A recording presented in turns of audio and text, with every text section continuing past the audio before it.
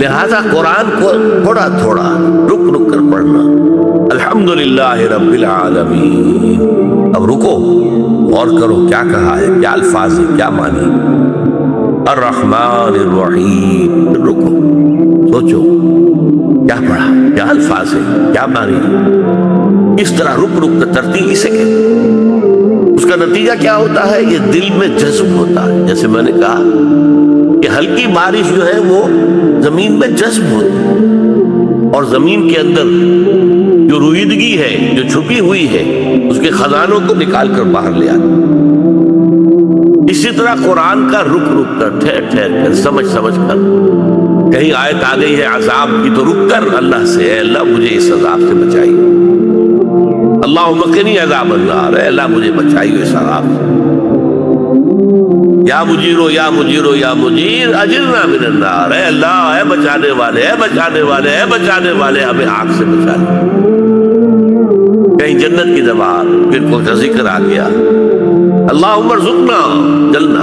اے اللہ ہمیں نصیب فرما جنت. اللہم ادخلنا فی جنتک. اے اللہ ہمیں اپنی جنت کا. یہ ہے رفتہ رفتہ، ساتھ ساتھ وہ کیفیات بھی وارد کرنا اپنے اوپر. اس سے پھر اندر وہ قوت ابھرتی ہے روحانی. قلب کی گہرائیوں سے جو چشمے ابلیں گے طاقت کے، استقامت کے، ہمت کے، اس کا آپ اندازہ نہیں کر سکتے. وَاتْلُ مَا أُوحِیَ إِلَيْکَ مِنَ الْکِتَابِ. جو کتاب میں سے تم پر وحی کر دیا گیا ہے نبی. اور ظاہر بات ہے کہ جب یہ صورت نازل ہو رہی ہے تو میرے اندازے میں لگ بھگ 1/3 قرآن نازل ہو چکا تھا. 2/3 قرآن مکی آیتوں کی صورتوں پر مشتمل ہے، 1/3 مدنی. اور یہ تقریباً مکی دور کے وسط میں سن 5-6 میں یہ سورہ عنکبوت نازل ہوئی. تو گویا کہ آدھا اس مکی قرآن کا آدھا تقریباً نازل ہو چکا تھا. 1/3 قرآن بن جائے گا، 2/3 کا آدھا 1/3. میں یہاں پر اب آپ کو ایک اور بات بتاؤں. ہمارے ہاں قرات کا ایک فن ایجاد ہوا ہے. یہ بات تو پسندیدہ ہے قرآن کو ترتیل سے پڑھا جائے، اور اگر اللہ نے آپ کو اچھی آواز دی ہے تو زین القرآن باصواتکم. اچھی سے اچھی آواز سے قرآن پڑھیں، بلند آواز سے پڑھیں. آپ پڑھ رہے ہو، اگر آپ خاموش پڑھیں گے تو آپ کے کان جو ہیں اس کی لذت سے ان کو کوئی حصہ نہیں مل رہا. آپ آواز سے پڑھیں گے تو گویا کہ آپ کی زبان سے وہ الفاظ ادا ہوئے اور آپ کے اپنے کانوں نے اسے سنا بھی. تو اس اعتبار سے آپ کا تاثر جو ہے وہ دو گنا ہو جائے گا، 2 آتشہ ہو جائے گا. لیکن ہمارے زمانے میں جس طرح سے قرآن کو ایک مقابلہ، قرات کا مقابلہ ہو رہا ہے، اور قرات کے اندر جو ہے پھر بہت تکلفات، اور اس کا معاملہ جو ہے اگرچہ اچھا تو وہ بھی لگتا ہے، اس میں کوئی شک نہیں. میں خود اس کا بہت ہی شوقین رہا ہوں، مصری قرات. اور آپ کے علم میں ہونا چاہیے مصریوں کا حال یہ، چاہے نماز نہ پڑھتے ہوں، چاہے روزہ نہ رکھتے ہوں، لیکن عبد الباسط عبد الصمد کی جو قرات تھی اس کے وہ عاشق تھے. کہیں محفل قرات ہو رہی ہے اور عبد الباسط عبد الصمد جو ہے قرات کرنے والا ہے، تو ٹھٹ کے ٹھٹ لگ جائے. بلکہ کہا یہ جاتا تھا کہ جیسے ہمارے ہاں ایک ملکہ ترنم تھی جو فوت ہو گئی ہے، وہاں بھی ایک ملکہ ترنم تھی، ام کلثوم. تو لوگ کہتے ہیں جتنے لوگ اس کے ام کلثوم کے گانوں کے شوقین تھے اتنے ہی لوگ عبد الباسط عبد الصمد کی قرات کے شوقین. تو ہے اس میں حسن ہے، لیکن یہ تکلف جو ہے پسند بغیر تصنع ہے. میں بات حدیث سے آپ کو سنا رہا ہوں. حضور نے ایک خبر دی ہے، اور یہ بخاری اور مسلم دونوں کی روایت ہے. ایک زمانہ آئے گا کہ لوگوں کا حال یہ ہوگا، یقرؤون القرآن، قرات کریں گے قرآن. ایک ہے تلاوت، ایک ہے قرات، وہ جو اب فن بن گیا. ولا یجاوز حناجرہم، لیکن وہ قرآن ان کے حلقوں سے نیچے نہیں اترے گا، دل تک کبھی نہیں جائے گا. نہ دل میں داخل ہوگا نہ دل سے نکلے گا. یمرقون من الدین مروق السهم من الرمیہ، وہ دین سے ایسے نکل جائیں گے جیسے کہ تیر کمان سے نکل جاتا. یہ ہے فنکار. جیسے گویے فنکار ہے ایسے ہی اس کو بھی ایک فن بنا دیا۔ یہ اسلام میں پسندیدہ نہیں۔ پھر قرآن مجید کی تلاوت کرنا، ایک ایسا شخص جو سودی کاروبار کر رہا ہے قرآن پڑھ رہا ہے،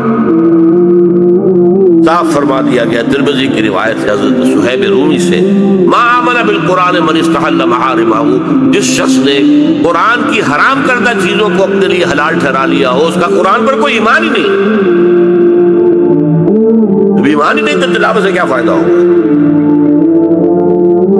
اور ایک سب سے زیادہ سخت روایت ہے مسند احمد بن حنبل کی ہے، اکثر منافقی امتی قراؤہا، میری امت کے منافقین کی اکثریت قاریوں پر مشتمل۔ بہرحال اللہ اس سے تو بچائے، لیکن جو میں نے آپ کو صحیح طریقہ بتایا، ٹھہر ٹھہر کر اپنی اچھی سے اچھی آواز میں تجوید کا لحاظ کر کہ با کیسے نکلتا ہے، تا کہاں سے نکلتا ہے، ٹپ آف دی ٹنگ سے تا، ہا حرف سے نکلتا ہے، حمزہ علیحدہ شین، الف اور عین میں کیا فرق ہے، یہ چیزیں معلوم ہونی چاہیے، سین اور شین کا فرق معلوم ہونا چاہیے، اور اس میں انسان چھوٹا کاف اور بڑا کاف، قلق کاف بڑا جو ہے قلقلے کے ساتھ نکلے، اس کے ساتھ جو ہے یہ اپنی جگہ ہے۔ یہ تو جو بھی لوگ چاہے وہ عمریں ان کی 50 برس ہو گئی ہو، لیکن اگر انہوں نے قاعدہ یسرنا القرآن کسی قاری سے نہیں پڑھا ہے یا نورانی قاعدہ کسی قاری سے نہیں پڑھا ہے تو اب بھی وقت ہے پڑھو، تاکہ قرآن کو صحیح طریقے پر ادا کر سکو، ورنہ آپ نے عین کو حمزہ بنا دیا تو معنی بدل جائے گی، بڑی ہے کو چھوٹی ہے بنا دیا تو معنی بدل جائے گی، آپ کیا پڑھ رہے ہیں اس حوالے سے۔ اور یہ عام طور پر ہماری مساجد میں جو ائمہ ہوتے ہیں وہ زیادہ اچھے قاری نہیں ہوتے، اس لیے کہ وہ عالم ہوتے ہیں، ان کا سارا زور گزرا لگتا ہے علوم پر، عربی زبان پر، لیکن جو آپ کے ہاں مؤذن ہوں گے، خادم ہوں گے، یہ ہوتے قاری، یہ عالم نہیں ہوتے۔ تو کسی سے، میرے سب سے چھوٹے بھائی ڈاکٹر افسار احمد، جب انہوں نے BA آنرز کر لیا تھا فلسفے میں، تو ایک روز میں نے کراچی میں اس وقت ہم ہوتے تھے سب، وہ بھی تھے، میں نے قرآن پڑھتے دیکھا، میں نے دیکھا قرآن صحیح نہیں پڑھ رہے، میں نے کہا دیکھو وہ سامنے کی مسجد، اور اس مسجد میں بڑی شاندار مسجد اب بن گئی ہے، پہلے نہیں تھی، اس مسجد کا جو امام صاحب تھے وہ تو بہت ہی بری قرات کرتے تھے، بہت بری، اس میں تو ہمیشہ دل میں دعا ہوتی تھی خدا کے لیے وہ کہیں گئے ہوئے ہوں اور اس وقت نماز میں نہ ہو، لیکن جو وہاں کا خادم تھا بہت خوبصورت قرات کرتا۔ تو میں نے ان سے کہا تھا تم نے کر لیا ہے BA آنرز ان فلسفی، اس سے یہ نہ سمجھنا کہ قرآن پڑھنا بھی آ گیا ہے، اب اس کے سامنے زانو تلمس طے کرو، وہ جو ہے جو خادم ہے مسجد کا، مؤذن ہے، اس کے سامنے بیٹھو اور اس سے یسرنا القرآن یا جو ہے نورانی قاعدہ